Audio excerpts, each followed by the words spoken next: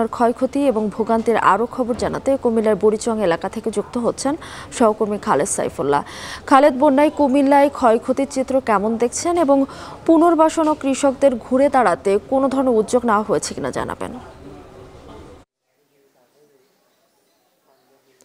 মিতু, গত এক সপ্তাহ যাবৎ কিন্তু এই বন্যার ভয়াবহতা আমরা দেখেছি। মানুষজন কি বিপজ্জনক অবস্থায় ছিল। আমরা বুড়িচং বুরবুরিয়া এলাকায় আছি, যে জায়গাটিতে আসলে ভাঙন সৃষ্টি হয়েছিল গোমতী নদীর, এবং তারপর এই সব বাড়ি ঘরগুলো কিন্তু তলিয়ে যায়। আমরা যে ঘরটির সামনে আসছি সেটি কিন্তু এখন একটি মনে হচ্ছে ধ্বংসস্তূপে পরিণত হয়েছে। এখানে কিছু সিমেন্ট জমানো ছিল যে তারা একটি পাকা ঘর তুলবেন, কিন্তু সেগুলো কিন্তু আসলে এই বন্যায় সব কিছু তাদের নষ্ট হয়ে গেছে। ঘর থেকে তারা আসলে তাদের থাকার আসবাবপত্রগুলো বের করছেন, যেগুলোতে কাদার কর্দমাক্ত, এবং মানুষজন এই তাদের ভেঙে পড়া ঘরগুলো উদ্ধার করার জন্য চেষ্টা করছেন। পুরো বুড়িচংয়ে ব্রাহ্মণপাড়ায় যে জায়গা দিয়ে পানির স্রোত গিয়েছে সে সব জায়গাগুলোতে কিন্তু এখন দৃশ্যমান হচ্ছে সেই রকম দৃশ্যগুলো। আমার সামনে যে পানিতে জলাবদ্ধ জায়গাটি দেখা যাচ্ছে সেটি কিন্তু একটি ফসলের মাঠ, এবং সেখানেও এখন বুক সমান পানি কিন্তু এখনও প্রবাহিত হচ্ছে।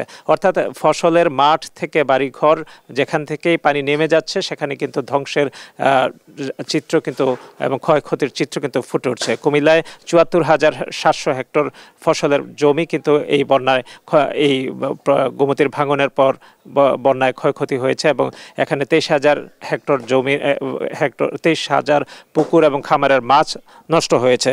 অর্থাৎ এই বন্যায় মানুষের ক্ষয়ক্ষতি ব্যাপক, সেগুলো কিন্তু তাই তারা চাচ্ছেন তাদেরকে পুনর্বাসনের জন্য নতুন করে কোনো উদ্যোগ নেবে সরকার।